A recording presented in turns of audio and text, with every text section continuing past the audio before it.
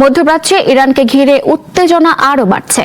যুক্তরাষ্ট্র বলছে যুদ্ধ শেষ হতে পারে কয়েক সপ্তাহেই, তবে কূটনৈতিক তৎপরতাও চলছে জোরে সোরে। একদিকে হামলা, অন্যদিকে সমঝোতার চেষ্টা।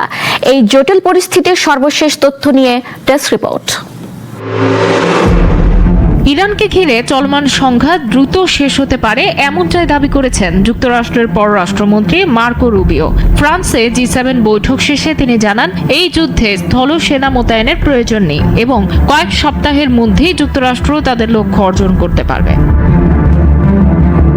তবে যুদ্ধ শেষ হলেও বড় চ্যালেঞ্জে দাঁড়াতে পারে হরমুজ প্রণালীর নিরাপত্তা। বিশ্বের জ্বালানি সরবরাহের জন্য অত্যন্ত গুরুত্বপূর্ণ এই পথ বন্ধ হয়ে গেলে বৈশ্বিক অর্থনীতিতে বড় প্রভাব পড়তে পারে।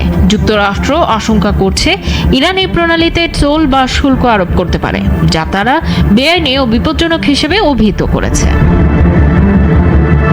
এদিকে কূটনৈতিক তৎপরতাও থেমে নেই। মার্কিন প্রেসিডেন্ট ডোনাল্ড ট্রাম্প সংঘাত থামাতে আলোচনার পথে এগোতে চাইছেন। তিনি ইরানের জ্বালানি স্থাপনায় হামলার পরিকল্পনা সাময়িকভাবে স্থগিত রেখে আলোচনার জন্য অতিরিক্ত সময় দিয়েছেন। মধ্যস্থতাকারী হিসেবে এগিয়ে এসেছে একাধিক দেশ। চায়না, তুর্কি এবং পাকিস্তান সক্রিয়ভাবে আলোচনায় অংশ নিচ্ছে। বিশেষ করে পাকিস্তান যুক্তরাষ্ট্রের পক্ষ থেকে তেহরানে প্রস্তাব পৌঁছে দিয়েছে, যদিও ইরান তা প্রত্যাখ্যান করেছে। অন্যদিকে যুদ্ধক্ষেত্রে পরিস্থিতি এখনও উত্তপ্ত।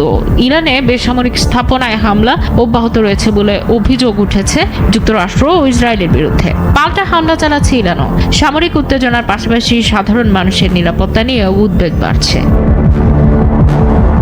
এই পরিস্থিতিতে আন্তর্জাতিক সম্প্রদায়, বিশেষ করে জি7 দেশগুলো দ্রুত যুদ্ধবিরতি ও সংলাপ শুরুর আহ্বান জানিয়েছে। তবে বাস্তবে যুদ্ধ ও কূটনীতির এই দ্বৈত পথ কোথায় গিয়ে মিলবে তা এখনো অনিশ্চিত।